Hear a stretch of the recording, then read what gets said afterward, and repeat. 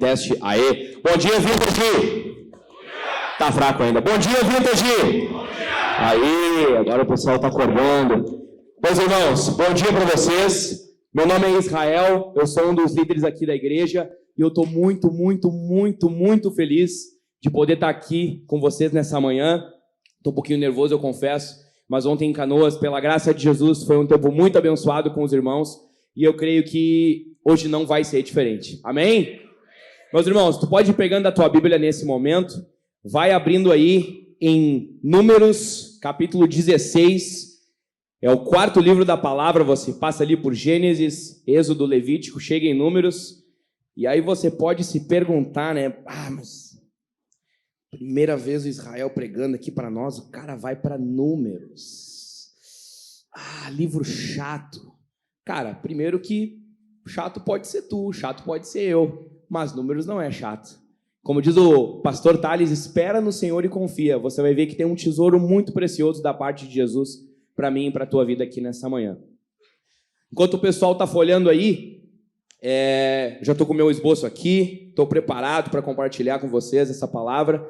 Muito bom poder partilhar o evangelho com vocês. Esse texto está queimando no meu coração desde fevereiro, março ali, quando eu passei por esse texto, junto com a Camila, quando a gente leu ele no culto familiar. E eu espero que o Espírito Santo possa te aquecer, assim como me aqueceu quando eu li esse texto. Essa história é bastante conhecida, uma história muito furiosa. E antes da gente ler o texto, eu quero te convidar a orar. Baixa a sua cabeça e feche os seus olhos nessa manhã. Senhor Jesus, eu te agradeço, Pai, porque se nós estamos aqui reunidos para louvar o teu santo nome, para desfrutar da comunhão do teu Santo Espírito, para poder ouvir o teu evangelho, isso é graça tua, Jesus. Isso é a tua misericórdia sendo derramada sobre nós aqui nessa manhã. Nós estamos diante da tua santa palavra, meu Deus. Por favor, Senhor, fala aos nossos corações nessa manhã.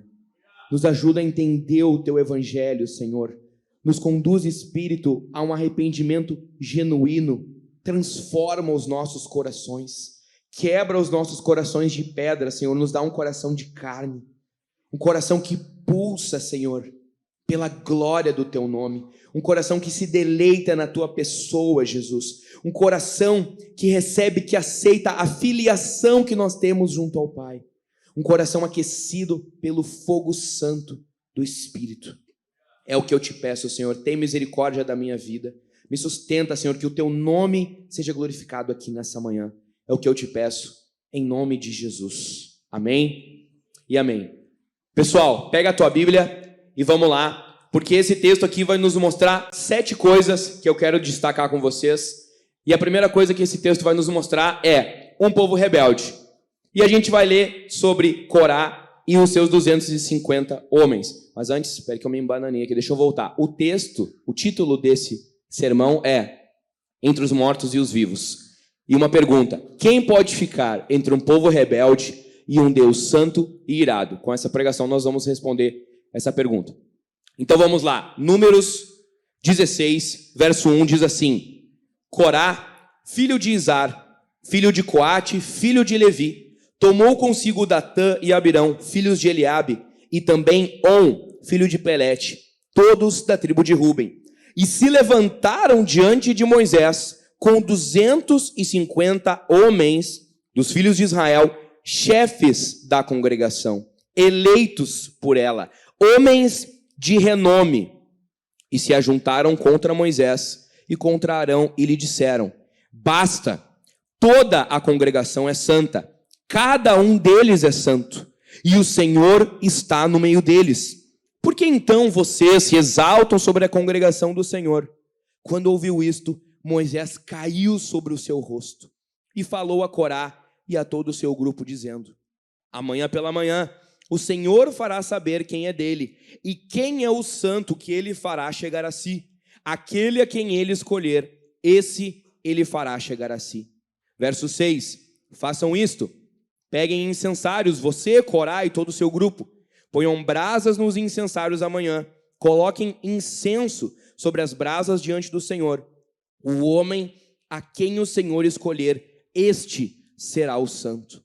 E agora basta, filhos de Levi. Moisés disse também a Corá: agora escutem, filhos de Levi. Isso aqui provavelmente é um segundo momento em que Moisés se dirige a esses caras. Verso 9. Será que para vocês é pouca coisa o fato de o Deus de Israel os ter separado da congregação de Israel para os fazer chegar a si, a fim de cumprirem o serviço do tabernáculo do Senhor e estarem diante da congregação para ministrar-lhe? Ele fez chegar você, Corá, e todos os seus irmãos, os filhos de Levi, com você. E agora vocês buscam também o sacerdócio. Verso 11, como diz um pastor conhecido nosso, dobra a tua atenção. Portanto, você e todo o seu grupo estão contra o Senhor. E Arão, o que é ele para que estejam murmurando contra ele? Meus irmãos, o que a gente está vendo aqui nessa primeira parte da nossa leitura? Tem esse cara chamado Corá, ele era da tribo de Levi, ele se junta com outros 3 caras da tribo de Ruben, On, Datã e Abirão. A gente não vai mais ler sobre On, provavelmente porque no meio da jornada dessa história vocês vão ver ele se arrepende, ou porque ele tinha um papel secundário aqui em torno desse movimento. E os caras se juntam, eles se juntam com outros 250 homens. Não qualquer tipo de homem, não qualquer tipo de gente entre o povo. Eles vão até 250 líderes da congregação. Homens de renome, a palavra nos fala. Gente que era reconhecida, que tinha uma liderança reconhecida no meio do povo. Gente que tinha sido escolhida pelo povo. E eles se levantam contra Moisés e Arão. E qual é o argumento básico de Corá aqui? Chegou Moisés. Deu Arão. A congregação toda, ela é santa.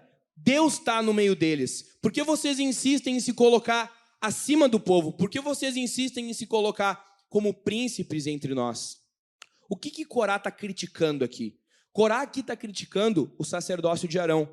Era verdade que o povo era santo, era um povo escolhido de Deus. Deus, de fato, estava no meio daquele povo. A presença do Senhor habitava o tabernáculo.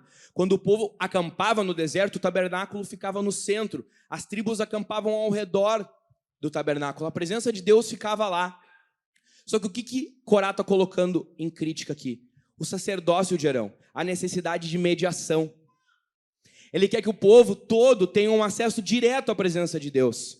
E ele pega uma verdade, ele meio que distorce ela. Assim como o diabo, assim como hereges fazem, líderes de seitas fazem, eles pegam uma verdade e eles distorcem. Por quê? Porque, de fato, a congregação era santa, Deus estava no meio deles. Só que Moisés e Arão não tinham se colocado nessa posição. Eles tinham sido escolhidos por Deus. Se a gente vai ler Êxodo, a gente vê que Moisés é resistente para atender o chamado do Senhor. Arão, então, é designado para falar para Moisés diante do faraó. Moisés e Arão não almejaram isso. Eles não tiveram aquela coisa assim, não, eu quero ser um profeta, eu quero ser um sacerdote. E não é errado nós desejarmos a liderança. Vocês sabem, a nossa igreja carece de líderes. Nós precisamos disso. Mas foi o Senhor que chamou Moisés. Foi o Senhor que chamou Arão. Mas Corá está dizendo o quê? Por que vocês se colocam nessa posição? Então Corá está querendo o quê? Ele está querendo promover uma rebelião. Ele está querendo se rebelar contra o quê? Contra aquilo que o Senhor tinha estabelecido. E Corá vai nos mostrar o seguinte: 5 passos para a gente ser discípulo dele, se você quiser andar nesse caminho de rebeldia. Então, primeiro passo para ser um discípulo de Corá: fique insatisfeito com as bênçãos que o Senhor já te deu. Por que isso, meus irmãos? O texto não fala, mas muito provavelmente Corá morou no Egito. Corá foi um escravo. Corá fez tijolos. Corá deve ter levado uma chibatada no lombo. E aí depois ele é liberto, ele vai com o povo, ele vê as pragas, ele vê a libertação do Senhor, ele vê o mar se abrir, ele avança. No episódio do bezerro de ouro, ele está lá, ele fica do lado do Senhor. Naquele episódio lá, o Senhor separa a tribo de Levi para ele. Quando Deus vai distribuir a terra para as tribos, Levi não recebe terra nenhuma, porque o Senhor diz o quê? A herança de Levi sou eu. Corá era da tribo de Deus. Corá tinha benefícios, tinha privilégios que as outras tribos não tinham. Moisés reforça isso nesse texto que a gente leu. Moisés fala, é pouca coisa, Corá, tu ter sido chamado para ser da tribo de Deus, tu foi chamado para se achegar diante do Senhor, para servir no tabernáculo.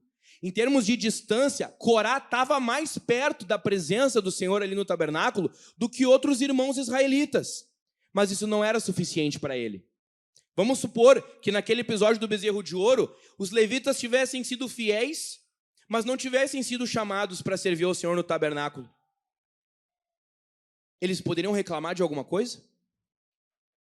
Por que eles foram chamados por Deus? Porque Deus é gracioso.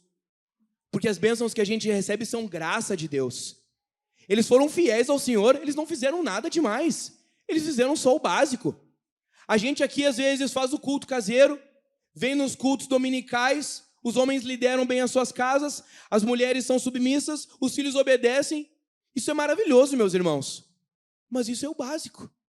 É só o básico. Ainda assim, o Senhor nos enche de bênçãos. Eu não fiz isso ontem em Canoas, mas eu vou fazer isso. Olha para o irmão que está do teu lado aí. Esse irmão é uma bênção. Tem uns que são mais bênçãos do que outros, né? Paciência, a gente tem que se amar. O Senhor dá bênçãos para Corá. Corá estava perto de Deus, mas não foi suficiente para ele. O que ele queria? Ele queria o sacerdócio. Ele critica um decreto que Deus dá, porque ele não está satisfeito com as bênçãos que ele já recebeu de Deus. Segundo ponto, ache outros insatisfeitos e forme uma banda, mas não esqueça que o frontman é você. Então Corá agora encontra outros caras que também estão insatisfeitos. Ruben era o primogênito de Israel. Só que quando o povo levantava acampamento no deserto, quem puxava a marcha era a tribo de Judá.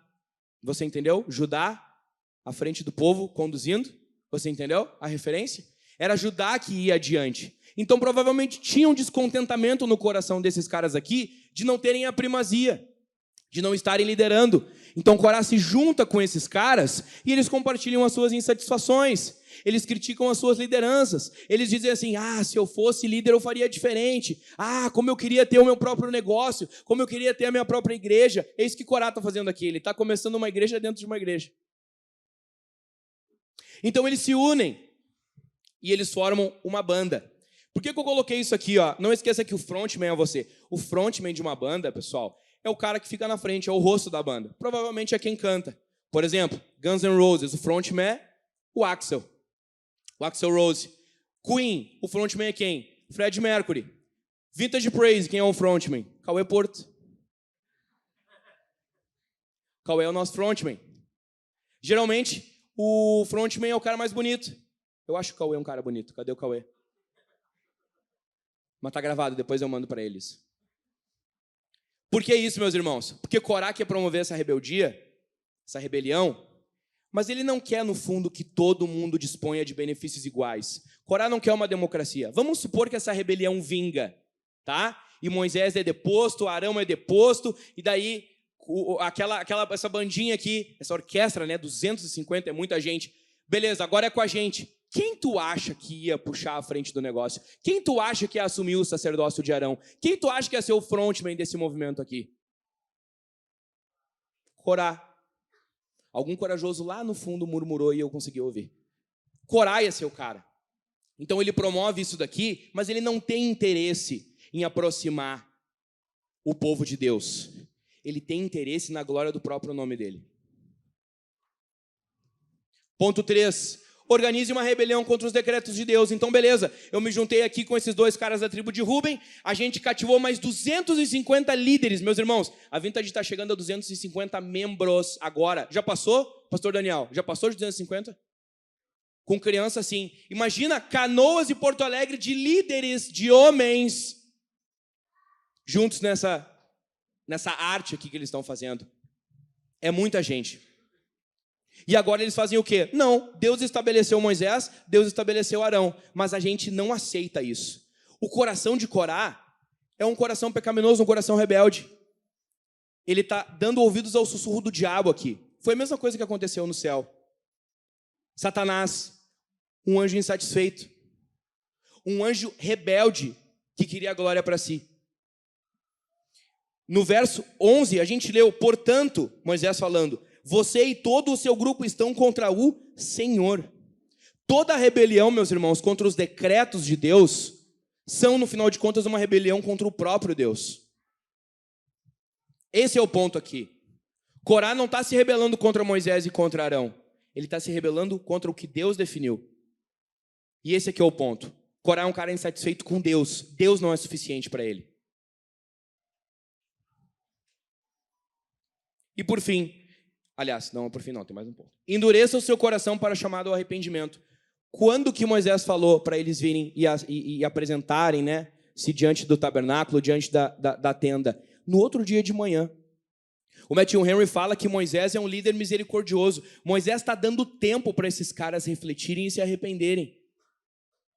Moisés está dando um tempo para eles perceberem a estupidez do que eles estão fazendo. O quanto isso é uma afronta ao Senhor. Deus está dando uma oportunidade aqui para nós essa manhã da gente se arrepender. O juízo de Deus não veio ainda, ele vai vir. Hoje a gente tem uma oportunidade de se arrepender. Hoje Deus está dizendo, vai vir um dia em que meu juízo vai ser definitivo. Te arrepende hoje. O que te impede nessa manhã de tu poder ter plena satisfação em Jesus? O que é o desejo do teu coração que tu fica alimentando, que tu não abre no teu GC? Que tu almeja, que tu sonha, que tu fecha o olho e morde o lábio quando pensa sobre isso? Deus nos dá uma oportunidade para se arrepender. Não endureça o teu coração. Corá e esses caras endureceram o coração deles. E eles avançaram a esse desafio que Moisés propôs. Eles não estavam nem aí mais. Quinto, siga vivendo uma vida onde o Senhor Jesus não é suficiente para ti. Então, meus irmãos, esses são os 5 passos para ser um discípulo de Corá e para andar nos mesmos passos que esse cara e esses outros 250 trilharam. Por favor, eu clamo a ti, pela graça do Senhor Jesus e no poder do Espírito, não endureça o teu coração para a pregação do Evangelho. Não é porque eu estou pregando. Tu tem a tua Bíblia aberta diante de ti. É o Senhor que fala comigo, que fala contigo nessa manhã. Não viva mais uma vida onde o Senhor Jesus é insuficiente, onde você está rebelde contra os decretos dele. O Senhor Jesus é bom. O que ele decide é bom. Você lê Gênesis, tudo que o Senhor faz é bom. Vamos nos arrepender nessa manhã. Não vamos ser discípulos de Corá. Avançando. Segunda coisa que esse texto vai nos mostrar. Um povo rebelde. Parte 2 de 3. Agora com Datã e Abirão. Vai para o verso 12. Vamos continuar a leitura.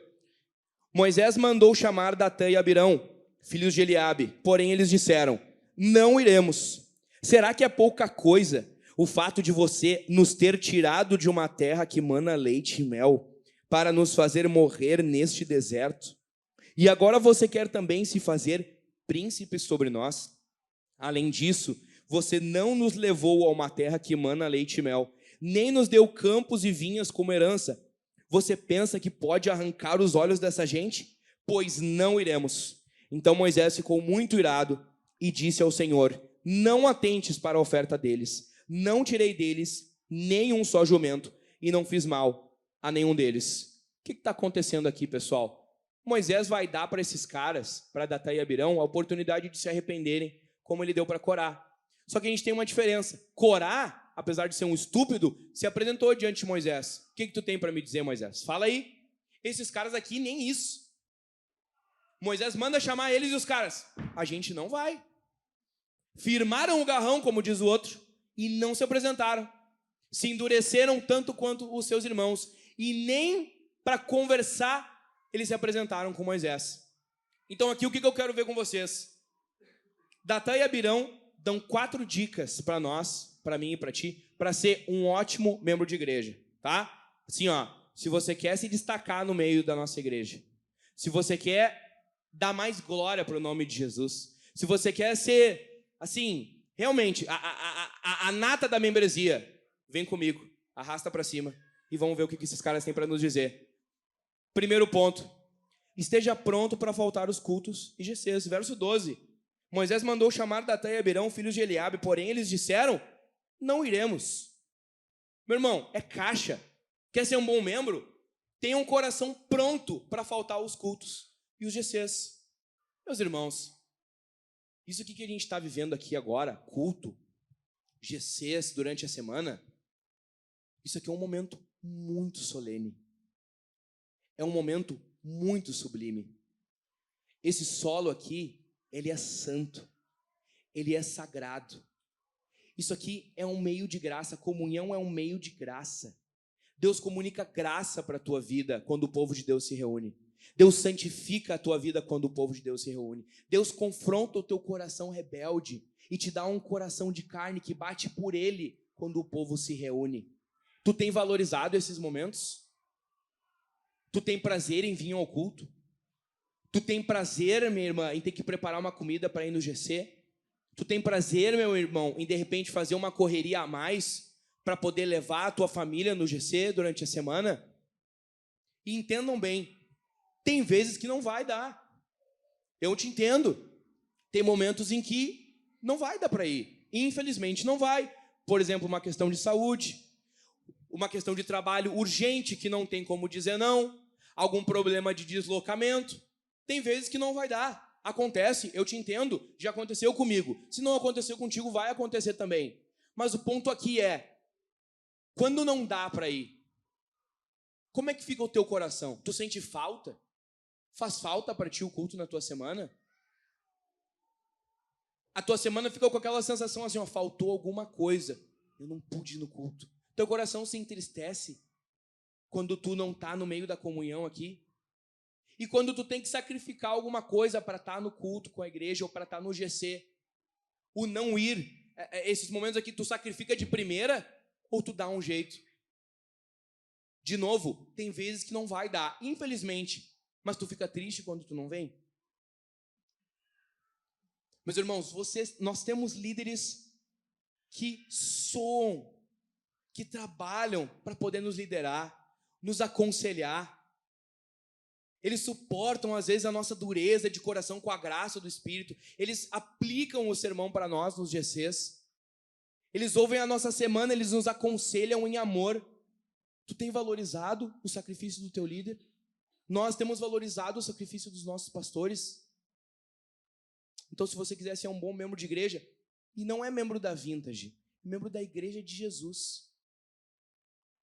Eu amo a nossa igreja, meus irmãos. Eu amo os nossos pastores. Eu amo o pastor Jackson, pastor Daniel, pastor Everton, pastor Michael. Eu os amo. Mas isso daqui não diz respeito somente a ser um membro da nossa igreja. Eu quero que a nossa igreja dure muitos anos. Eu quero morrer aqui nessa igreja. Isso está gravado. Depois vocês me cobrem disso se não for verdade. Mas antes, nós temos um compromisso com um bom pastor, supremo pastor da nossa igreja. Se nós sermos os bons membros do corpo de Jesus, nós vamos ser bons membros para essa igreja local aqui, para essa bênção que o Senhor colocou no coração do Jack, lá em 2013. Avançando.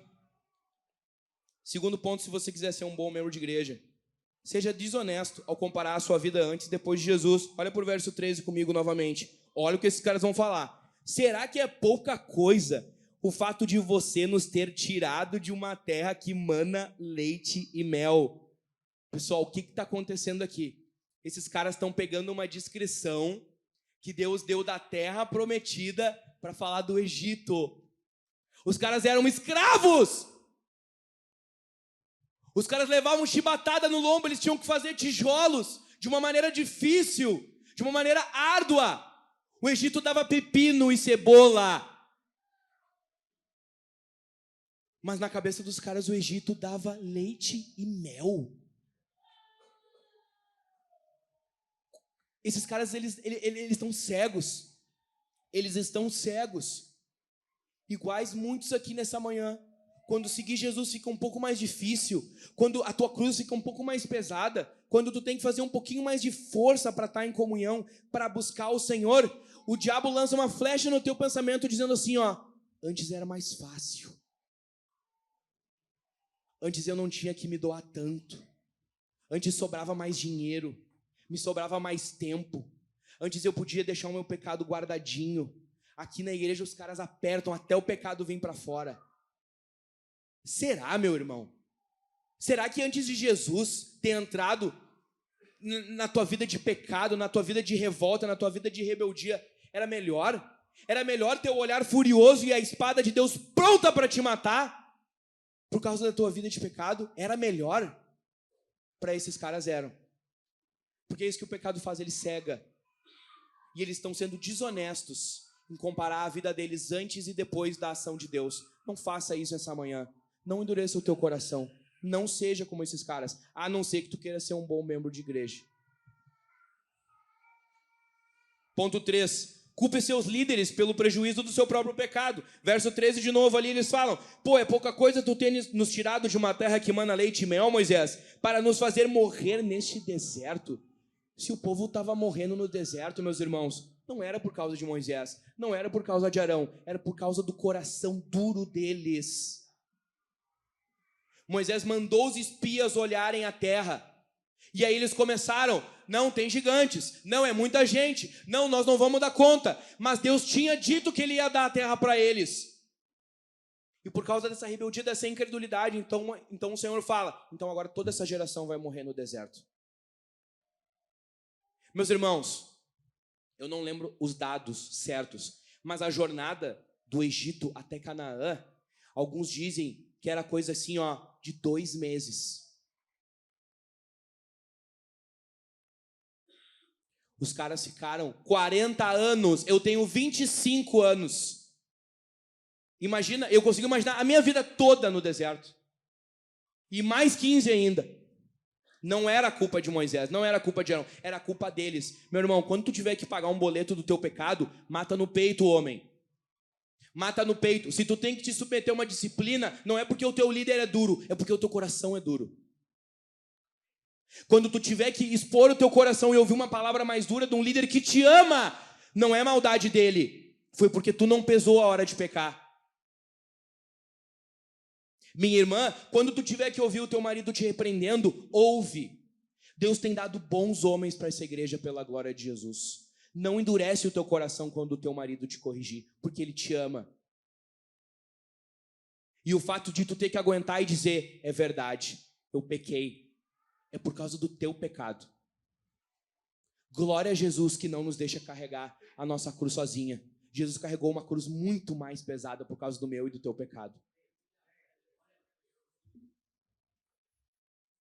Por último, persista em sua incredulidade a respeito da palavra de Deus. Meus irmãos, Deus disse: eu vou levar vocês para uma terra que mana leite e mel. Além de um coração rebelde, eles têm um coração incrédulo, porque eles não estavam crendo que Deus ia levar eles. No verso 14, eles continuam dizendo: além disso, você não nos levou a uma terra que mana leite e mel, nem nos deu campos e vinhas como herança. Você pensa que pode arrancar os olhos dessa gente? Nós não iremos. Eles estavam dizendo para Moisés o seguinte: não veio ainda. Tu não nos deu nada, Moisés. O Egito era melhor. Deixa eu te dizer uma coisa: a vida aqui nessa terra é difícil por causa do pecado. É difícil. Jesus disse que a gente ia ter aflição, mas ele também disse: mas tem de bom ânimo, eu venci o mundo. Jesus também disse: eis que estou convosco todos os dias até a consumação dos séculos. Jesus disse que vai voltar um dia. Ele ainda não voltou. Eu quero que esse dia esteja perto, mas talvez esteja um pouco longe. Eu não sei. Mas se Jesus disse que vai nos levar para uma terra que mana leite e mel, muito melhor que Canaã, ele vai!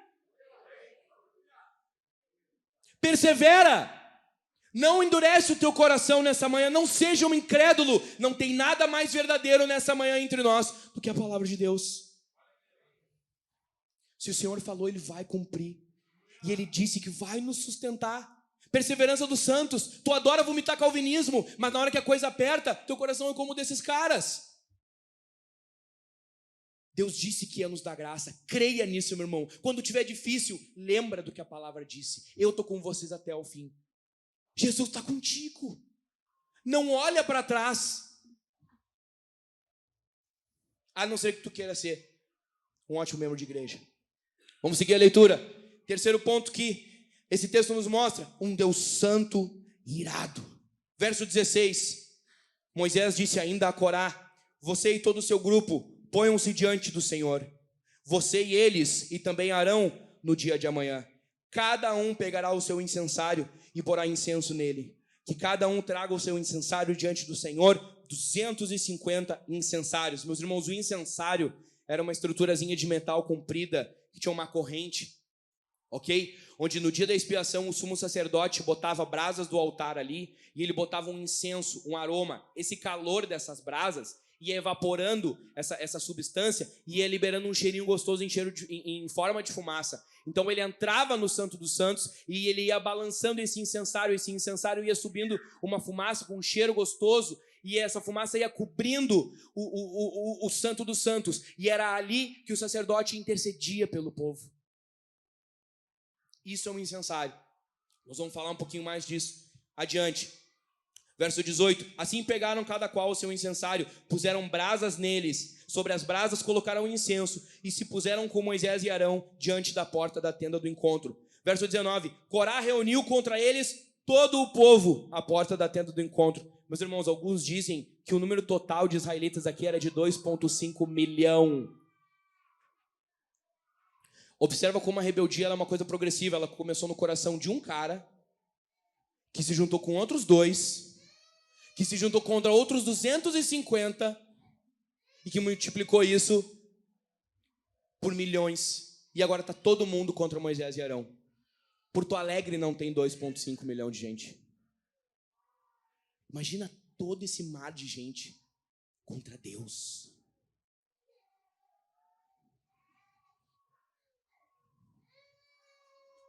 Continua. Então a glória do Senhor apareceu a toda a congregação. É quase como se Deus estivesse dizendo: vocês querem que eu esteja no meio de vocês? Então eu vou estar, mas vocês se preparem. O Senhor, verso 20, o Senhor disse a Moisés e a Arão: afastem-se do meio desta congregação, e eu os consumirei mais alto, Mas Moisés e Arão se prostraram sobre o seu rosto e disseram: ó Deus, autor e conservador de toda a vida, será que pelo fato de pecar um só homem, ficarás indignado contra toda esta congregação? O Senhor respondeu a Moisés: fale a toda esta congregação, dizendo: afastem-se da habitação de Corá, Datã e Abirão. Então Moisés se levantou e foi para onde estavam Datã e Abirão, e os anciãos de Israel foram com ele. E Moisés disse à congregação: peço que vocês se afastem das tendas destes homens perversos, e não toquem em nada do que é deles, para que vocês não sejam destruídos por causa de todos os pecados que eles cometeram. Eles se afastaram da habitação de Corá, Datã e Abirão. Datã e Abirão saíram e se puseram à porta da sua tenda, juntamente com suas mulheres, seus filhos e suas crianças. Então Moisés disse: nisto vocês saberão que o Senhor me enviou a realizar todas essas obras, que não procedem de mim mesmo. Se estes homens morrerem, como morrem todas as pessoas, e se forem visitados por qualquer castigo, como se dá com todas as pessoas, então o Senhor não me enviou. Mas se o Senhor criar alguma coisa nova, e a terra abrir a sua boca, e os engolir com tudo o que eles têm, e se eles descerem vivos ao mundo dos mortos, então vocês saberão que estes homens desprezaram o Senhor. E aconteceu que, assim que Moisés acabou de dizer todas essas palavras, a terra debaixo deles se fendeu. Cara, imagina essa cena. Moisés termina de falar e a terra se abre.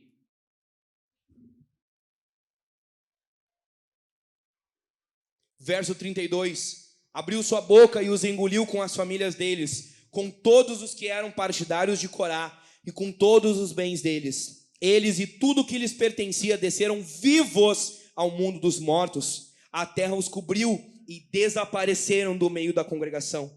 Todo o Israel que estava ao redor deles fugiu do grito deles. Todos gritavam: vamos fugir, para que a terra não venha nos engolir também. Então veio o fogo do Senhor e consumiu os 250 homens que ofereciam o incenso. Meus irmãos, aqui, aquele contra quem esses caras estavam se rebelando, organizando uma mudança de sistema, organizando uma proposta diferente, querendo repensar o modelo do sacerdócio à sua própria imagem. Agora, esse contra quem esses homens se levantam, ele aparece. Só que ele não vem mais para conversar. Agora ele vem para julgar. Reflita comigo. O pecado é um vírus que se espalha muito rápido. No verso 19 a gente viu, no outro dia já estava toda a congregação unida contra eles, contra Moisés e Arão. Mas quando Deus decide julgar, ele é mais rápido ainda. Deus fala no verso 21, se apartem do meio dessa congregação, eu vou consumir eles num momento. No verso depois, 31, diz a Bíblia, quando Moisés parou de falar, pum! Os caras já estavam descendo vivos. ao mundo dos mortos. Meus irmãos, mesmo Deus santo e irado aqui, Ele é misericordioso. Ele deu tempo para esses caras se arrependerem. Deus vai deixando o pecado se acumular. Deus vai entregando a pessoa ao pecado, até que Deus diz um dia, basta! E quando Ele diz isso, quem pode resistir ao agir do Senhor? Como é que está a tua vida hoje, meu irmão, minha irmã? Como é que está a tua vida aqui hoje, homem, mulher, criança, jovem? Tu está pronto a se arrepender? Ou tu vai esperar um dia Deus dizer basta e Ele vir te julgar? Segundo, que grande e terrível juízo é ser liderado por um homem rebelde. Meus irmãos, respondam uma coisa. Quando Deus se manifestou, foi só Corá que pereceu, sim ou não? Quem mais se pereceu? Quem mais pereceu junto com ele? As famílias dele, Datã e Abirão, os 250 homens, e a parte que mais dói no meu coração, as famílias deles, suas mulheres, seus filhos, suas crianças. Tu tem sido um líder rebelde dentro da tua casa, homem? Tu já pensou que por causa da tua omissão, por causa da tua rebeldia, Deus pode julgar a tua mulher e os teus filhos também? Eles vão se apresentar de maneira individual diante do Senhor, mas a responsabilidade de abrir a Bíblia dentro de casa é tua. A responsabilidade de pregar o Evangelho é tua. Ou por causa do teu coração rebelde, eles têm sido contaminados com a tua rebeldia também. Quando tu se apresentar diante de Deus, tu vai poder trazer a tua família junto? Ou tu vai entrar no céu sozinho e tu vai ter que ver Deus condenando eles ao julgamento eterno? Me responda agora. Você reconhece o profeta que Deus enviou? Tem um profeta maior que Moisés, meu irmão. O nome dele é Jesus Cristo.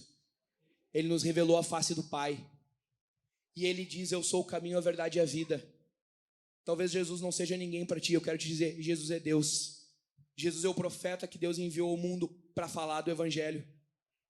Jesus é o Deus que está em missão. Tu reconhece que ele foi enviado por Deus?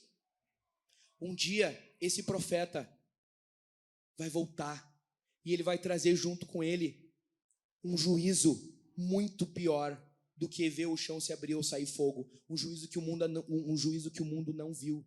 E todos aqueles que, como Corá, Datã e Abirão e esses 250 permanecerem com o coração rebelde e não confessarem o nome dele como Senhor e Salvador, vão perecer de um juízo muito pior do que esse que a gente leu. Reconheça Jesus hoje, nessa manhã. Confesse Jesus. Se arrependa. Tem graça para ti. Jesus é poderoso. O sangue de Jesus é superior, é mais forte, é mais poderoso que o teu pecado. Reconheça o profeta que Deus enviou. Avançando. Quarto ponto. Um feixe de graça em meio a uma nuvem de juízo. Volta para a Bíblia, verso 36. O Senhor disse a Moisés, diga a Eleazar, filho de Arão, o sacerdote, que pegue os incensários do meio do incêndio e espalhe as brasas para longe, porque os incensários são santos, quanto aos incensários daqueles que pecaram contra a sua própria vida, que deles se façam lâminas para a cobertura do altar, porque eles os trouxeram diante do Senhor. Por isso são santos e serão por sinal aos filhos de Israel. O sacerdote Eleazar pegou os incensários de metal que aqueles homens que foram queimados tinham trazido, e os incensários foram transformados em lâminas para a cobertura do altar, por memorial para os filhos de Israel, para que nenhum estranho que não for da descendência de Arão se aproxime para acender incenso diante do Senhor, para que não seja como Corá e o seu grupo, como o Senhor lhe tinha dito por meio de Moisés. Olha aqui o que Deus está fazendo. Esse Deus que julga, ele também tem graça, tem misericórdia. Em meio ao juízo, Deus é gracioso com esse povo rebelde. Ele estabelece um sinal, um memorial, para que eles se lembrem e não tornem a cometer o mesmo pecado de novo. Deus não quer que tu caia de novo no pecado que tu já cometeu no passado, meu irmão, minha irmã. Deus nos deixou um sinal para que a gente olhe e para que a gente se lembre do peso que Jesus carregou na cruz. Jesus nos deixou um testamento para que a gente leia e para que a gente se lembre. Deus é gracioso, Ele não quer que o povo caia de novo. Então Ele vai, Ele deixa uma lembrança. A cruz é uma lembrança para nós do nosso pecado, mas da graça de Deus também, do amor de Deus, da misericórdia dele. Quinto ponto. São 7 pontos, meus irmãos. A gente está quase chegando no final. Um povo rebelde, parte 3. Agora é toda a congregação de Israel. Mas no dia seguinte, toda a congregação dos filhos de Israel murmurou contra Moisés e contra Arão, dizendo: vocês mataram o povo do Senhor. Moisés chamou os caras de homens perversos, alguns versículos atrás. Os caras estavam se rebelando contra o Senhor, e agora o povo transformou os rebeldes, os revoltados, os pecadores em mártires. Consegue perceber a loucura que o pecado faz com a nossa cabeça? A cegueira. Porque antes o Egito era melhor, o Egito dava leite e mel, e agora morreu toda aquela gente, e foi Moisés e Arão que mataram eles. Mataram quem? O povo do Senhor. Os santos, os eleitos. Foi Deus que fez isso. Foi por causa do pecado deles. Eles não mereciam graça. Nenhum de nós merece. Segue lendo. Verso 42. Quando o povo se ajuntou contra Moisés e Arão, eles se viraram para a tenda do encontro. E eis que a nuvem a cobriu e a glória do Senhor apareceu. Moisés e Arão foram para a frente da tenda do encontro. Então o Senhor falou a Moisés dizendo: saiam do meio desta congregação e eu a consumirei no momento. Então eles se prostraram sobre o seu rosto. Vocês vão ver que Deus falou a mesma coisa lá naquela primeira revolta lá. Só que com a intercessão de Moisés e Arão, Deus poupou o povo e condenou só aqueles homens. Aqui já a gente não vai ter essa oportunidade. O juízo de Deus vai sair contra todo mundo, porque antes era por causa de um só homem, né? Agora que o povo já está contaminado. O povo já estava contaminado, na verdade, só que não tinha vindo para fora ainda, porque o coração deles é ruim, o coração deles é rebelde, o coração deles é incrédulo. Disso aqui uma aplicação prática para nós aqui. Ver os grandes sinais e obras de Deus não garantem um coração regenerado. Meus irmãos, essa geração viu sinais que nós nunca vamos ver na vida. Eles viram as pragas. Eles viram os primogênitos serem poupados, aspergindo o sangue do cordeiro no umbral da porta. Eles viram o mar se abrir. Eles viram a coluna de fogo guiando eles durante a noite. Eles viram a nuvem de Deus guiando eles durante o dia. Eles viram o Sinai fumegando, tremendo. Eles viram os raios, a glória, a luz, o impacto da presença de Deus, da glória do Senhor. E eu quero ver sinais no nosso meio. Tu quer ver Jesus curando no nosso meio, sim ou não?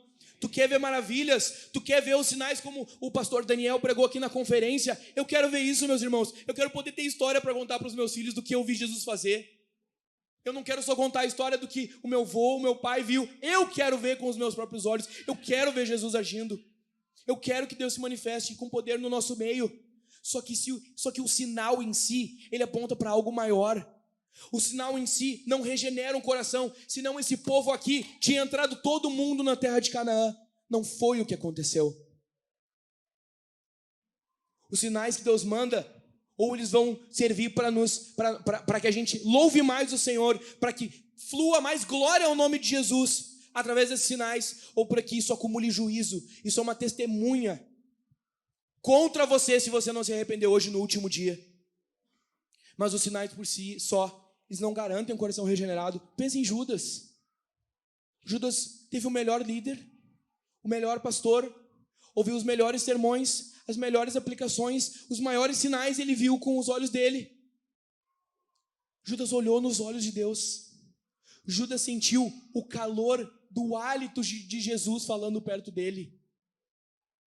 Judas tocou em Deus. Judas ouviu a voz de Deus. Judas beijou o rosto de Deus e traiu ele por algumas moedas de prata, porque o coração de Judas endureceu. A gente precisa de alguém, não só que faça fender o céu, o que por si só já é tremendo. A gente precisa de alguém que fenda o nosso coração de pedra e nos dê um coração de carne. A gente precisa de alguém que vá lá dentro. A gente precisa de alguém que faça a tempestade se dissipar e nos mostre a luz do sol. Mas a gente precisa de alguém que dissipe a treva de pecado que está no nosso coração e faça resplandecer ali a luz da graça. Hashtag somos todos Corá. Por quê? Porque Corá não é quem está do teu lado. O coração de Corá Não é daquele irmão que tu está pensando, o fulano tinha que estar aqui para ouvir essa pregação. O coração de Corá é o teu coração sem Jesus. Porque o nosso coração naturalmente pecaminoso é rebelde. Corá sou eu. Corá é tu. Corá somos nós. Jesus faz a gente amar um Deus. Porque sem Ele a gente só odeia Deus. Se tu ama Deus hoje, meu irmão, não foi porque tu decidiu amar. Foi porque Jesus plantou isso no teu coração. Sem o Espírito Santo, nós somos esse cara rebelde que quer mudar o que Deus já decretou.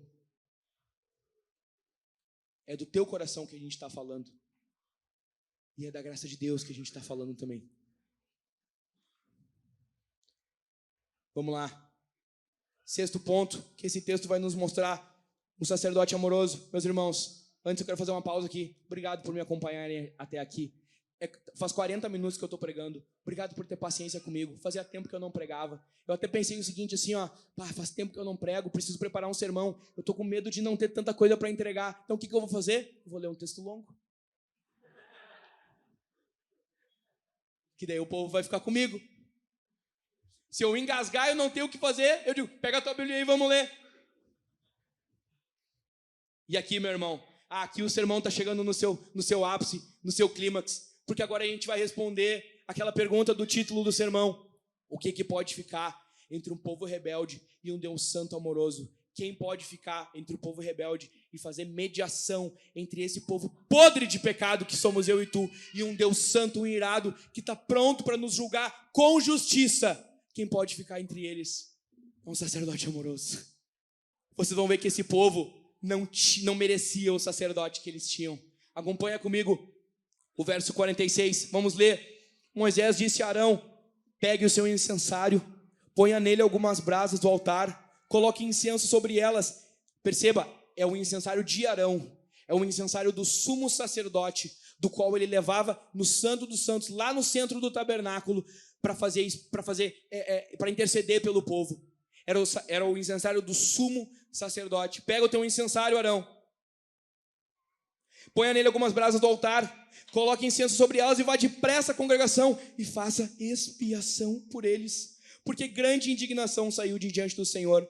Já começou a praga. Sabe o que era a praga aqui, irmãos? Alguns hebraístas vão dizer que a praga era realmente uma doença fulminante, que atacava a pessoa e já abatia a saúde dela. Outros vão dizer o seguinte, a palavra no hebraico ela é muito parecida com a palavra para desmaio, para tombo, para queda. Eu acho que é isso. Aqui a praga de Deus é uma coisa que sai da presença de Deus, que sai da glória, atinge a pessoa e ela cai morta. É como se fosse uma seta que pega ela e a pessoa, pum, que nem um soco do Mike Tyson. Só que vezes a eternidade. É isso que é a praga. Continuando, verso 47. Arão pegou o incensário, como Moisés lhe havia falado, e correu para o meio da congregação. Eis que a praga já havia começado entre o povo. Arão colocou o incenso nele e fez expiação pelo povo. Pôs-se em pé entre os mortos e os vivos, e cessou a praga. Ora, os que morreram daquela praga foram 14.700, fora os que morreram por causa de Corá. Arão voltou para junto de Moisés à porta da tenda do encontro e cessou a praga.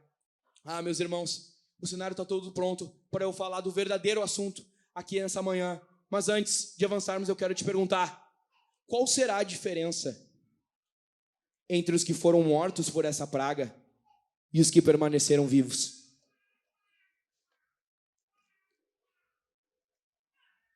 Vazou água aqui. Pensa aí. O que aquela gente que ficou viva fez para não ser morta pela praga? Alguém falou, eu não vi. Nada. Eles não fizeram absolutamente nada. O coração deles era tão encharcado de pecado contra o daqueles que foram julgados com a morte. A única diferença entre os que ficaram vivos e os que morreram foi a graça. Foi a graça. Foi a graça. Foi a graça de Deus. A graça de Deus não vem de mim, não vem de ti, não veio deles. A graça é um dom de Deus, como diz Paulo aos Efésios. Eles não fizeram nada. Tem gente muito melhor do que tu que não teve a oportunidade que tu está tendo aqui essa manhã. E sabe qual é a diferença? Não foi porque tu buscou mais a Deus. Não foi porque a tua oferta foi melhor. Não foi porque tu foi mais bonzinho, tu cumpriu melhor o protocolo. Foi por causa da graça de Deus. Se tu está aqui ouvindo o evangelho por causa da graça de Deus, valorize isso, meu irmão. Valorize isso. Reconheça. É pela graça de Deus que nós estamos vivos. Observe a postura de Arão, esse sacerdote amoroso que se colocou de pé entre os mortos e os vivos. Arão não caminha, Arão corre.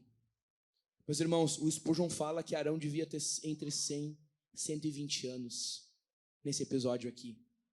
Arão era um homem de idade, ele era um homem velho, ele devia ter algumas questões de saúde.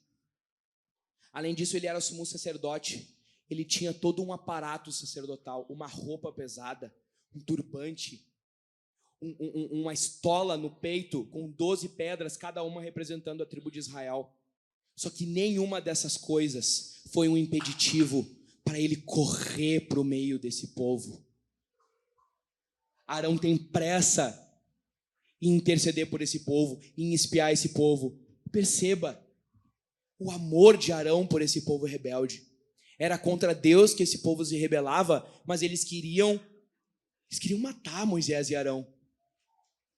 Esse povo não valorizava o sacerdote que eles tinham. Mas Arão amou esse povo. Arão tem pressa, ele corre, ele se despoja de tudo aquilo que poderia ser uma desculpa. Ele corre para o meio desse povo, porque ele ama. Que nem o pastor Daniel pregou no Homens Fortes de quarta-feira. Aquele pai amou aquele filho rebelde. E quando esse filho vem voltando, ele vê o filho de longe, ele corre. Depois eu vou falar de alguém que correu também. 2, ele não fica à margem, ele avança até o meio. Arão não tem nojo, Arão não é indiferente a esse povo, Arão não corre por fora, Arão não fica distante, Arão fica no meio deles. Arão vai se misturar ali no meio. Ele não fica distante do povo. Esse povo odiava ele, mas ele amava esse povo. Ele vai para o meio desse povo. Ele vai para o meio desse povo. Ele não fica distante, ele ama, ele se aproxima, ele quer estar perto. 3, Arão não clama por juízo, ele ora por salvação. Ele e Moisés se prostram na primeira ocasião. Deus fala, eu vou matar todo mundo. Eu vou consumir eles no momento. Eu não aguento mais o pecado, a rebeldia desse povo. Mas Moisés e Arão intercedem. Não, Senhor, tu vai punir todo mundo. Que nem Abraão fez com o Senhor quando ele orou para que o Senhor poupasse Sodoma e Gomorra por causa de um justo, Ló. Um justo. Vocês lembram da pregação do pastor Everton algumas semanas atrás? Ló. Está lá na galeria de Heróis da Fé. Um justo, o Ló. Vai ler lá. Mas ele era justo por amor de Ló. Deus poupou a vida dele. Arão ora para que esse povo seja salvo. Deus diz, com justiça eu vou matar esse povo por causa do pecado. Arão ora e diz, não, Senhor. Não, Senhor, não. Com o incensário balançando e a fumaça subindo. Porque a gente vai ver depois em Salmos. Em Salmos 141, verso 2 diz que a oração do santo sobe ao Senhor como um incenso, como um cheiro agradável. Apocalipse 5:8 vai falar a mesma coisa. Esse cheiro que sobe é como a oração dos santos. A oração de Arão, ela sobe a Deus como um aroma agradável. Se o pecado, aquele cheiro podre de pecado, deixava Deus anojado, irado, agora Arão ora e Deus fica satisfeito. 4, Arão não se acovarda. Ele se põe de pé. Arão não entra no meio dessa confusão prostrado, se escondendo. Arão é corajoso. Arão é amoroso. Ele é misericordioso. Ele vai lá e ele fica de pé no meio daquilo tudo.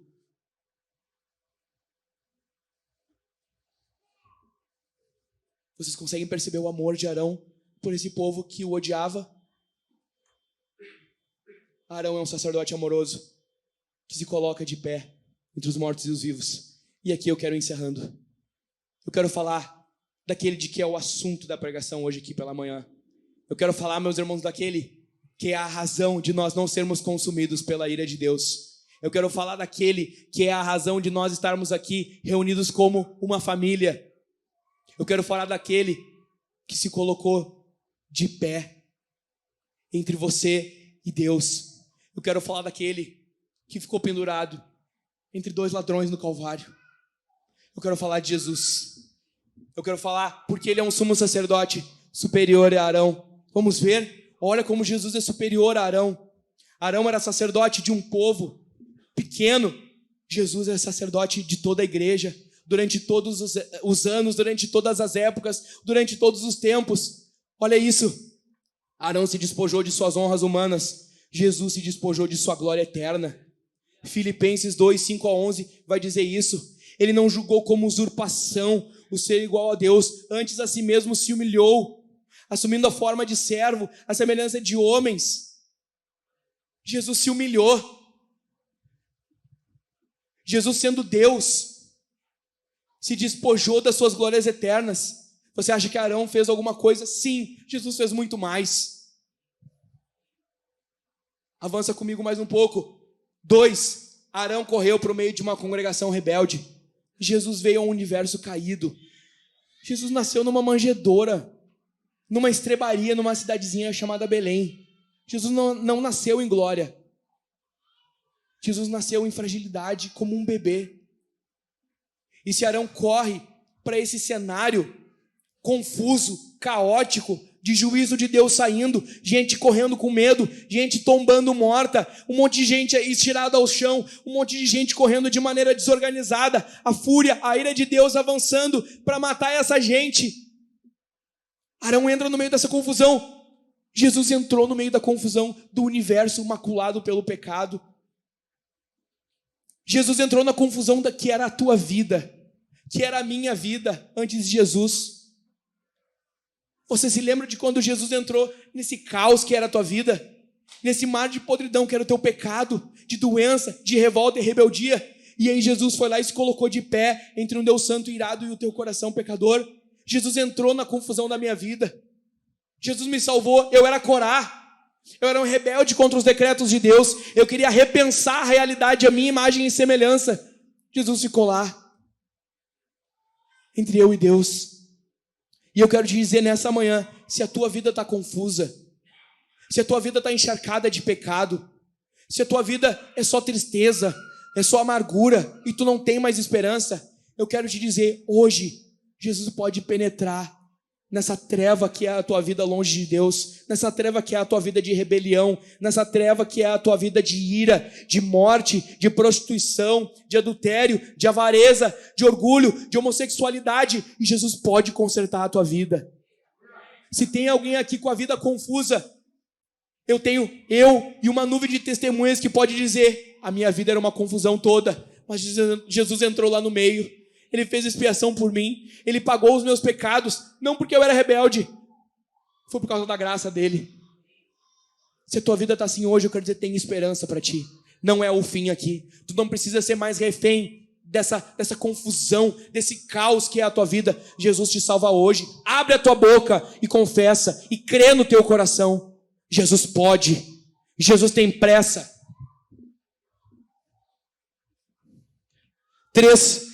Arão, como Corá, desceu ao mundo dos mortos. Arão era homem, uma hora ele morreu também. E a oração de Arão cessou. Jesus foi crucificado, morto e sepultado. Ao terceiro dia, ele ressuscitou dos mortos. Ele subiu aos céus. Ele está sentado à direita de Deus Pai, reinando com glória, com poder, com soberania, com toda a glória do universo. Jesus está vivo. Até Arão precisava de um sumo sacerdote melhor do que ele, porque ele precisava de alguém que vencesse esse mundo dos mortos, para onde todos os homens estavam indo. Jesus venceu o mundo dos mortos. Jesus desceu ao inferno. Ele tomou as chaves do inferno e da morte. Como disse o pastor Daniel na conferência, nem do inferno mais o diabo pode mandar, porque Jesus é o Senhor do inferno. Ele é Senhor dos céus. Ele é Senhor dessa terra. Jesus é Senhor de tudo que há. Ele vive, Ele reina. Ele venceu a morte. E se tu creres, tu pode vencer a morte hoje aqui também. Arão não era suficiente. Jesus é suficiente. Um dia, Arão cessou de orar pelo povo. Jesus intercede por nós até hoje. Hebreus fala, o William pregou há um tempo atrás, Jesus vive para interceder pelas nossas vidas. Se tu pudesse ouvir a voz de Jesus dizendo o teu nome diante do alto e sublime trono de Deus, tu se sentiria encorajado? Então, por favor, meu irmão, creia nisso. Não se faça um incrédulo como aqueles caras.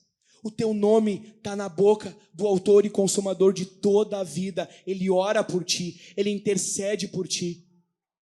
Se isso não te encorajar hoje, nada vai te encorajar. Olha isso, o meu nome está na boca dos lábios do Salvador. O teu nome está na boca dos lábios do Senhor Jesus Cristo. Tu que era um rebelde. Jesus não orou por Corá, mas ele ora pelo Pedro. Jesus não intercedeu por Corá, mas ele ora pela Cide. Reconheça isso, creia na graça do Senhor Jesus, se alegre. Jesus é suficiente para ti. Seja contente com quem Jesus é, meu irmão. Por fim, Arão se colocou de pé entre os mortos e os vivos. Jesus Cristo, o Deus homem, é mediador entre Deus, o autor e conservador de toda a vida. No verso 14, é assim que Arão e Moisés chamam Deus, ó Deus, autor e conservador de toda a vida. Jesus é mediador entre nós, esse Deus tremendo, e os homens mortos pela praga do pecado. Meus irmãos, aqui eu quero ilustrar de maneira muito simples. Eu já estou acabando. Pedro, tu me ajuda? Tu vem aqui, Pedro. Sobe aqui desse lado, por favor. Aquino, tu me ajuda? Por favor. Fica desse lado aqui. Meus irmãos, eu quero representar de maneira muito clara. E eu quero ler para você. Preste atenção nesse texto. Eu já estou acabando. Abre bem os teus ouvidos. Eu separei esse texto na NVI. Porque eu quero... Eu gostei mais dessa versão. Essa é a verdade. É a palavra de Deus. Mas essa versão vai expressar melhor o que eu quero dizer. Olha só o que Jó fala no capítulo 9, do verso 30 ao verso 35. Mesmo que eu lavasse com sabão e limpasse as minhas mãos com soda de lavadeira, tu, Senhor, me atirarias num poço de lodo, para que até as minhas roupas me detestassem. Jó está dizendo o seguinte: mesmo que eu pudesse fazer alguma coisa para me limpar, não seria suficiente. O Senhor viria e me condenaria porque eu sou um pobre e miserável. Não adiantaria a minha obra, não adiantaria a minha oferta de incenso, não adiantaria o meu próprio mérito. Verso 32, Jó fala: ele, o Senhor, não é homem como eu, para que eu lhe responda e nos enfrentemos em juízo. Meus irmãos, vamos imaginar aqui, o Pedro está representando Deus, o Deus santo, criador, o Deus justo, o Deus criador dos céus e da terra, o Deus todo-poderoso, que é todo santo, que tem todo o poder, que sabe de todas as coisas, que está em todos os lugares. O Deus que segura o universo na palma de suas mãos, como diz o salmista, ele segura os oceanos na sua mão. É um Deus grande, é o único Deus verdadeiro, não existe ninguém além dele. Ele tem toda a glória, ele tem todo o poder, ele está sentado num alto e sublime trono, ele tem toda a majestade, ele é santo, santo, santo. Ele ouve os serafins e os querubins cantando isso eternamente. Esse aqui é Deus, ele é Deus. E todas as minhas palavras não seriam suficientes para descrever como é alto, como é sublime, como é elevado, como é tremendo, como é poderoso. Esse Deus aqui representado pelo Pedro. Esse aqui é Deus. Esse aqui é Deus. E aqui está Jó, aqui está eu, está tu, está Corá, está aqueles 250 homens, está o povo de Israel, está a humanidade rebelde, querendo fazer guerra contra esse Deus santo, insatisfeita com a maneira como Deus decretou as coisas, da maneira boa que Deus decretou as coisas. Estamos nós aqui, afogados, encharcados de pecado, de rebeldia, de orgulho, de avareza, de ganância, de prostituição, de imoralidade, de toda sorte de maldição pecaminosa. Se o Pedro toca o Aquino, se Deus toca essa humanidade, ele nos mata, porque Deus não suporta pecado. Deus não é conivente com pecado. Deus não habita em pecado. Deus é alto, sublime, todo santo. Se Deus toca em nós direto, a gente morre. A gente passa a eternidade longe dele. E na verdade, mesmo que Deus não nos tocasse diretamente, nós já estamos mortos, porque a gente está apartado da vida, do autor e o conservador de toda a vida. É assim que nós estamos sem Deus. mortos nos nossos delitos e pecados. Jó continua dizendo: ele não é homem como eu para que eu lhe responda e nos enfrentemos em juízo. Se tão somente houvesse alguém, se tão somente, olha o clamor que Jó faz aqui, se tão somente houvesse alguém para servir de árbitro entre nós, para impor as mãos sobre nós dois, alguém que afastasse de mim a vara de Deus, para que o seu terror não mais me assustasse, então eu falaria sem medo, mas não é esse o caso. Davi, tu me ajuda? Vem cá, Davi, corre, rápido, Davi, corre que nem Arão, pro meio da congregação, rápido, rápido, vem cá, Davi, sobe aqui. Aí, meus irmãos, aí Jó clamava para alguém, vira para a igreja, Davi. Aí chega Jesus, aí chega o nosso sumo sacerdote. Vem cá, Pedro, Jesus é Deus. Bota a mão no ombro do Pedro aqui, Davi. Jesus pode tocar em Deus, porque Ele é Deus também. Ele é Deus de Deus, Ele tem toda a glória. O Pai e o Filho já se amavam desde toda a eternidade. Ele partilha da mesma substância, da mesma glória. Jesus é tão Deus quanto o Pai, meu irmão. Jesus é tão Deus quanto o Pai. Jesus é Deus. Jesus não é menos Deus. Jesus é todo Deus. E Ele pode tocar no Pai por causa disso. Vem cá, Aquino. Só que Jesus também é homem. Jesus nasceu de uma virgem em carne e osso, como eu e você nascemos. Jesus chorou pelo peito da Maria. Jesus chorou quando a barriguinha dele teve fome. Jesus chorou quando aquele organismo que não sabia direito o que era uma comida sólida teve cólica porque doeu. Jesus sabe o que é andar num mundo caído, num mundo deserto pelo pecado, porque Ele nasceu como homem. Jesus experimentou a nossa miséria, meu irmão. Tu acha que tu sofre? Eu acredito que muitos estejam aqui sofrendo. Jesus experimentou a tua desgraça. Jesus experimentou a tua dor. Em Jesus tu não pode mais orar assim, ó, Deus, como Jó, tu não sabe o que está na minha pele. Jesus sabe. Jesus sabe o que é ser abandonado, o que é ser maltratado, o que é ser traído, o que é ser ferido. E porque Ele é homem, Ele pode botar a mão. Chega aqui no Davi, bota a mão no ombro do Aquino. Ele pode botar a mão no Aquino também, porque Ele é homem. Jesus é esse mediador maior que Arão, que fica de pé entre os mortos e o autor de toda a vida.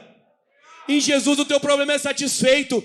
O teu boleto para pagar é um problema. O remédio que tu tem que comprar é um problema. A gasolina que nós vamos ter que pagar depois é um problema. Mas tem um problema que nós não poderíamos ter dado conta. A gente não podia ter suprido esse gap, esse vazio que tinha entre Deus e nós. A gente não é. Esse é o maior problema. Não te distraia com problemas secundários. Tem um problema que tu precisa te preocupar, que é a tua vida com Deus. Mas tem solução para o teu problema. Jesus é a solução para o teu problema. Jesus é esse que se coloca de pé entre os mortos e os vivos, entre nós mortos pelos nossos pecados e o autor e consumador de toda a vida. Jesus é poderoso, Ele faz mediação, Ele é um sumo sacerdote maior do que Arão. Jó não sabia que a resposta para a oração, para o lamento dele, era o Senhor Jesus Cristo. Meu irmão, nesse momento, Jesus tem uma mão no teu ombro e outra mão no ombro de Deus. Creia que isso é suficiente. Não te distraia mais. Não perca o teu tempo com coisas secundárias. Jesus cuida de mim e de você. Se alegre, porque o teu maior problema em Jesus está solucionado. Obrigado, meus irmãos. Vamos aplaudir aqui os nossos intérpretes de teatro aqui. Está começando o ministério de teatro aqui. Obrigado, pessoal. E agora, como tu vai responder esse sermão durante a tua semana? 4 coisas rapidinhas. Som do teu coração. Desconfia. Nosso coração é enganoso. Nosso coração está sendo santificado. Mas o Lutero falou, eu descobri que todo dia eu preciso afogar o velho homem. Mas é uma desgraça também, porque eu descobri que esse velho homem que eu afogo, ele sabe nadar. Dentro de ti tem um coração rebelde, que faz guerra contra Deus. Desconfia dele. Jesus está te santificando. Em nome de Jesus, essa obra está avançando. Mas desconfia. Essa obra está encaminhada. ela vai se concluir quando Jesus voltar. Desconfia do teu coração. Tem coisas no teu e no meu coração que guerreiam o culto que deve ser única e exclusivamente ao Senhor Jesus. Desconfia. Sonda. Pensa naquilo que tu pensa, não posso viver sem isso. Isso aqui me faz falta. Eu fico triste quando eu não tenho isso. Provavelmente é um ídolo no teu coração isso. Faz guerra contra isso. Sonda. Ora. Desconfia. Pede clareza, pede sabedoria de Deus. Segundo, tome atitudes práticas rumo a um coração satisfeito em Cristo. Nessa semana a gente vai atacar o pecado. Nessa semana tu vai atacar o teu pecado na força do Espírito Santo. É mentira o teu problema? Pega a tua Bíblia e lê em voz alta. Antes de tu pensar em mentir, talvez tu pense assim, há pouco tempo eu estava lendo a palavra de Deus, eu estava lendo a verdade. Talvez tenha um temor no teu coração de usar a tua boca para mentir, sendo que antes tu estava usando ela para ler a Bíblia. Meu problema é com a avareza. Meu bolso não é convertido. Dá uma oferta mais gordinha. Oferta na vida de um irmão. Abençoa alguém. Meu problema é com preguiça. Fala com o pessoal dos missionários. Vai trabalhar em mais um ministério. Vai dizer para alguém, para o teu líder de GC, meu irmão, eu estou assumindo um compromisso. Eu vou acordar meia hora mais cedo para orar e ler a Bíblia e eu quero que tu me cobre. Tu consegue fazer isso? Meu problema é com orgulho. Te humilha mais. Elogia alguém. Quem é orgulhoso está sempre olhando outra pessoa fazer algo que ela faz também e dizendo assim, eu faria melhor. Vai lá elogiar, abre tua boca para abençoar. Faz guerra contra o teu pecado, meu irmão. Faz guerra, ataca o teu pecado. Busca satisfação em Jesus. 3, seja honesto no teu GC. Abre o peito, chama pecado de pecado. Não dá aquelas respostas. Aquela assim, minha semana foi boa, né? Mas podia ser melhor. Essas coisas clichêzona de GC, sabe? Não tem problema, pode falar, mas chama pecado de pecado. Não diz assim, tô com um problema, tenho uma dificuldade, eu tenho um transtorno. Não, dá nome aos bois. Meu pecado é esse, eu preciso de ajuda. Esse aqui é o meu pecado. Jesus precisa ser mais suficiente para mim do que esse pecado. Joga limpo, meu irmão. Tem misericórdia para quem confessa. Tiago fala isso. Por último, seja um Jesusinho. Jesusinho, Israel. Jesusinho, como assim? Seja um cristão. Seja um cristão. Você carrega a imagem de Deus em você. Eu não vou cantar, você é o espelho. Não vou cantar isso, não te preocupa. Mas você reflete a glória de Jesus, porque você tem o Espírito dele. Então seja um cristão. Como assim? Paulo fala em 2 Coríntios 5,18. Deus nos reconciliou e nos deu o ministério da... Mais alto. Ministério da reconciliação. Deus nos reconciliou. Jesus nos reconciliou com Deus, o Pai. E agora é como se ele estivesse dizendo assim, eu estou numa missão de reconciliar mais gente. Vamos junto comigo? Vamos junto comigo? Então, seja missional essa semana. Atue de maneira prática para promover, junto de Jesus, a reconciliação de um outro pecador com Deus. Esse é o teu ministério, esse é o meu ministério. Eu não sei qual é o ministério de Deus para a minha vida, o da reconciliação. Paulo falou, está com dúvida do que fazer? Deus te deu um ministério. Toma aí, eu quero um ministério. Toma aí nos teus peitos. Reconciliação, promove isso, ora por isso. Incomoda o alvo da tua missão. 2 Pedro 2 também fala, no verso 9, nós somos raça eleita, sacerdócio real. Tem algum sacerdote de Jesus aqui? Eu vou fazer essa pergunta de novo, eu quero que todo crente levante a mão. Tem algum sacerdote de Jesus aqui? Glória! A reforma nos reconquistou essa doutrina, ela não foi de graça. Tu é um sacerdote do reino de Deus, meu irmão. Tu pode levar Jesus para um pecador não reconciliado. Faça isso. Haja como Cristo, que nem o Ribas, acho que foi o Ribas que pregou na conferência também.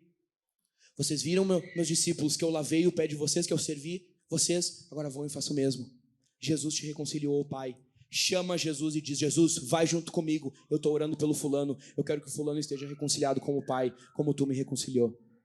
Amém? Meus irmãos, que alegria para mim é poder compartilhar isso com vocês. Eu estou muito feliz. Eu estava falando para os irmãos em Canoas, com a graça de Jesus, eu vou preparar sermões melhores para a igreja.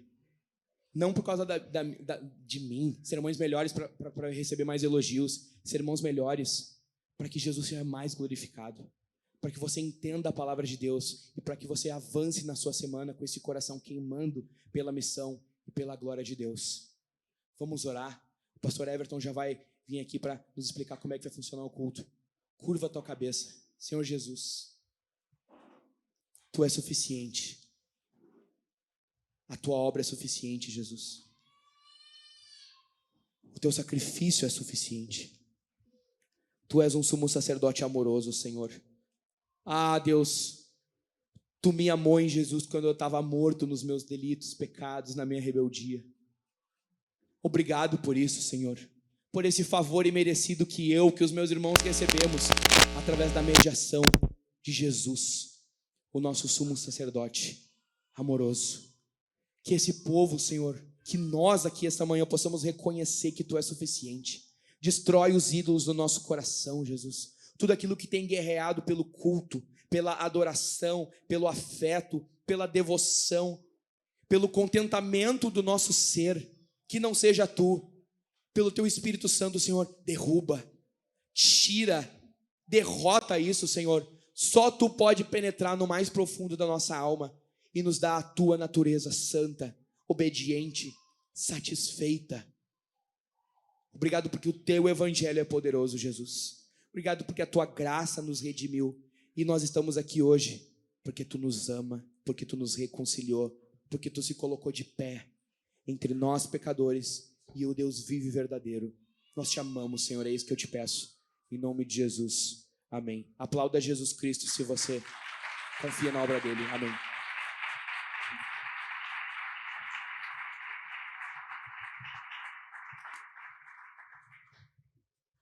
Meus irmãos, muito obrigado, Israel. Meus irmãos, Deus é bom. Ouvimos a pregação da palavra de Jesus. Ouvimos a palavra do Senhor, a voz de Deus em resposta à igreja dele, falando à sua igreja. O que nós temos que fazer agora? O que o povo de Deus faz agora? O povo de Deus responde à pregação do Evangelho. É impossível que após ouvirmos a palavra de Deus, após ouvirmos o que Jesus fez por nós, nós não respondamos à palavra do Senhor. Nós não respondamos a tudo aquilo que nós ouvimos da palavra de Deus. Então eu quero convidar vocês a ficarem de pé, desde já. Como que nós vamos responder à palavra de Deus? Nós vamos cear. Nós vamos participar da refeição santa de Deus. Jesus instituiu, Jesus determinou que o povo dele comesse e bebesse da refeição santa, até que de novo ele estaria comendo e bebendo conosco na Jerusalém, na nova cidade celestial. Até lá, o povo de Deus vai se reunindo aqui, comendo e bebendo, conforme a ordem de nosso Jesus. Se você crê em Cristo, se você é salvo por Jesus, se você congrega em alguma igreja, aqui na Vintage, ou se você está nos visitando aqui hoje e congrega em alguma outra igreja, você é convidado hoje a participar da ceia do Senhor. Lembre-se que todos aqueles que estão em Cristo, todos aqueles que creem em Jesus, não só podem, não tem só esse direito, não tem só esse benefício, mas devem participar da ceia do Senhor. A ceia evidencia que nós estamos reunidos em Jesus. A ceia evidencia que nós fazemos parte do povo de Deus. É como se nós estivéssemos numa casa e quem come naquela mesa, quem se reúne na hora do almoço e participa daquela refeição, faz parte daquela família. Como nós participarmos do pão e do cálice, isso demonstra que nós fazemos parte da família de Deus. Então todos nós vamos participar da ceia do Senhor. Vai ter irmãos aqui à frente, vai ter duas duplas aqui. Um irmão vai estar com o pão e outro irmão vai estar com o cálice. Você vai pegar o pão e molhar no cálice. Vão ser 2 cálices. O cálice bronze com vinho, guarde isso bem. O cálice bronze com vinho e o cálice dourado com suco. Você vai pegar o pão e molhar ou no vinho ou no suco, de acordo com a tua consciência. Eu quero participar no vinho, eu quero participar no suco. De acordo com a tua consciência. Te resolva aí com a tua consciência e participe da ceia do Senhor. Sabendo que o Senhor é poderoso para nos abençoar através da ceia do Senhor. Há bênçãos de Deus que se manifestam de diversas formas. Quando você ora ao Senhor na tua casa, Deus te abençoa de uma forma. Quando você está aqui reunido com o povo de Deus, Deus te abençoa de outra forma. Há várias bênçãos do Senhor. E é uma bênção do Senhor através da ceia. Não é só você participar do corpo e do cálice. É um momento santo, é um momento solene. É um momento em que Deus pode, inclusive, curar doenças ao participarmos da ceia do Senhor. Então vá com o teu coração confessando os teus pecados ao Senhor e participe da ceia do Senhor. Vá ao Senhor confessando os teus pecados, pedindo perdão ao Senhor pelos teus pecados, te arrependendo dos teus pecados e participe do corpo e do sangue de Jesus. Amém? Quando nós, por sermos filhos de Deus, nós devemos participar da ceia do Senhor. Então, se você pecou, peça perdão ao Senhor e participe da ceia. Lembra que eu disse, aqueles que participam da ceia demonstram que fazem parte do povo de Deus. Todo aquele que é crente participa da ceia do Senhor. Então, participe da ceia, crendo em Jesus, que o Senhor é poderoso para te abençoar ao comer do pão e beber do cálice. O que mais nós vamos fazer aqui? Nós vamos ofertar. Vamos ofertar. Inclusive Israel pregou e comentou sobre a oferta. Nós devemos ser generosos. Eu poderia te expor aqui várias necessidades financeiras que a igreja tem, e de fato tem. Nós temos que pagar 51 mil em contas essa semana. Só 51 mil? Só 51 mil. Foi-se o tempo que as grandes despesas que a igreja tinha era 13 mil para pagar. São 51 mil. Mas a conta está cheia, tem 7 mil. Então tá tranquilo, a conta está fechando, como sempre. A conta sempre fecha. Então, antes que tu te descabele, diga como que nós vamos resolver, espero que tu te preocupe com isso, né? Você faz parte disso, né? Os que fazem parte aqui estão no nosso meio, devem assumir isso como uma bronca não só da igreja, como se fosse algo fora. Você faz parte disso, você está nesse meio. Temos esse valor em contas a pagar e temos esse valor na conta depositado. Beleza, eu quero que isso te impulsione a ser generoso, mas antes do que isso, eu quero que o teu amor por Jesus, o teu desejo para que a obra de Deus avance, o teu desejo para que mais pessoas conheçam a Cristo, te levem a ofertar. Haja uma alegria no teu coração, haja um desejo no teu coração de que o nome de Jesus seja conhecido por mais pessoas que te levem a ofertar. Essa deve ser a motivação do teu coração. Isso deve ser o que impulsiona o teu coração. Eu desejo que o nome de Jesus seja confessado por mais pessoas. E por isso eu quero que a obra de Deus avance. A obra de Deus avance desde que as portas da igreja estejam abertas, desde que nós possamos alcançar mais pessoas, desde que nós possamos servir mais pessoas, desde que nós possamos ajudar mais pessoas também. Esse tem que ser o desejo no teu coração. Quando você pega o teu dinheiro e você oferta ou no gasofilácio ou passa uma máquina de cartão. O teu desejo tem que ser, eu quero que o nome de Jesus seja glorificado, seja exaltado e mais pessoas confessem o nome dele. Em resposta a isso, em resposta ao que Deus fez pela tua vida, porque através da oferta de outras pessoas, Jesus te alcançou. Você botou o teu pezinho um dia em alguma igreja, você ouviu a pregação do evangelho porque haviam pessoas que sustentavam com seu recurso financeiro essa igreja. Hoje é o teu momento. Hoje tu está do outro lado do balcão. Hoje é o teu momento de dizer, eu quero que o nome de Jesus seja conhecido por outros, eu vou sustentar a obra de Deus. E efetivamente você vai fazer isso, você vai sustentar a obra de Deus. Porque Deus pode viver, Deus pode avançar, a obra de Deus pode avançar sem ti, mas Deus está esperando que o povo de Deus responda. É quase como você vê na palavra de Deus, Deus provando o coração do povo e vendo como o dinheiro, que é de Deus no final das contas, mas está no bolso do povo, responde à necessidade da obra de Deus. Então sim, oferta é um momento de alegria, é um momento em que nós vamos demonstrar de forma grata como nós amamos ao Senhor e como nosso coração está sendo provado através do dinheiro. Então é o momento de você erguer um sorriso e ofertar. É o momento de você alegre em Jesus entregar a oferta que é sacrificial. De fato é sacrificial. De fato, às vezes nós tiramos mais do que temos, porque sacrifício é isso. Sacrifício dói às vezes, mas com alegria em nosso coração, sabendo que a recompensa nos céus é infinitamente maior. Que a recompensa de ver alguém salvo é infinitamente maior. Amém? Não permita também que a bênção de Deus seja uma desculpa para que você não oferte. Eu ouço às vezes pessoas que falam, pastor, olha só, eu casei e agora eu tive que apertar a minha oferta. Pastor, eu tive filhos e agora vai diminuir a minha oferta. Parece que a gente pega a bênção de Deus que Deus nos concede e nos move a pecar de outro lado. Então eu peço que você não faça assim. Eu peço que se Jesus está te abençoando e está te acrescentando, você oferte ainda mais. Você seja ainda mais generoso. Que o teu coração demonstre ainda mais alegria na oferta. Amém? Que seja esse momento feliz também, né? Glória a Jesus, somos o povo de Deus. Somos o povo de Deus que não somos movidos por grana, não somos movidos por dinheiro. Nós amamos a Jesus e nós queremos que o nosso dinheiro seja um servo do Senhor. Você vai poder ofertar no gasofilácio lá atrás, tem aquele caixote chamado gasofilácio.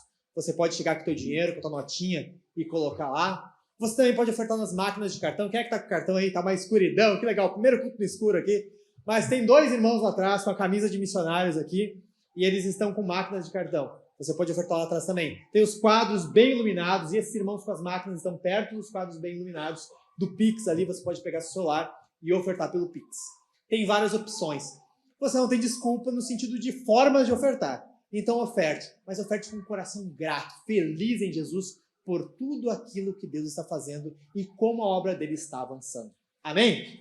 E no final de tudo isso, você vai cantar também respondendo ao Senhor, celebrando ao nome de nosso Jesus, lembrando das obras de Deus, glorificando ao Senhor, porque Ele é o Todo-Poderoso, Ele é todo cheio de glória. Lembra o que a Bíblia fala em Êxodo? Ninguém pode ver o meu rosto e viver. Jesus resolve isso, Jesus vem até o povo, Ele se revela ao seu povo, Ele mostra a face para o povo de Deus. Vamos cantar ao Senhor lembrando que o nosso Jesus veio até nós e por isso nós podemos enxergá-lo, nós podemos glorificar a Ele.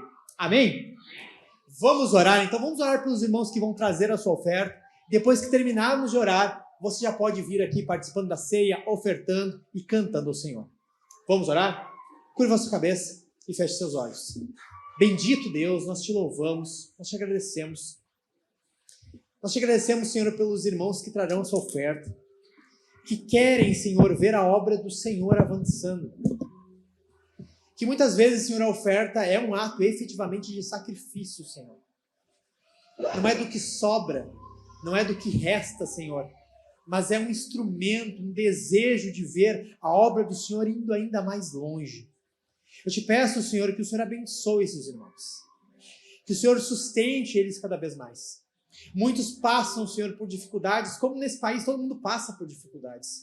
Que o Senhor os abençoe, que o Senhor os sustente, que o Senhor acrescente ainda mais recursos a esses irmãos, Senhor. Para que possam abençoar a tua obra e para que esses corações, que certamente generosos, Senhor, abençoem muitos outros. Abençoem irmãos necessitados, ajudem pessoas que precisam. Nós te agradecemos, Senhor, pela oferta desses irmãos. Que ela seja usada, Senhor, como efetivamente é, para que a tua igreja, para que a tua obra avance ainda mais. Que o Senhor aumente ainda mais o fruto dessa sementeira, Senhor, para que a obra do Senhor avance e para que mais pessoas sejam abençoadas, para a honra e glória do teu santo nome. Bendito seja o Senhor, que sustenta a tua igreja, que sustenta o teu povo. Amém.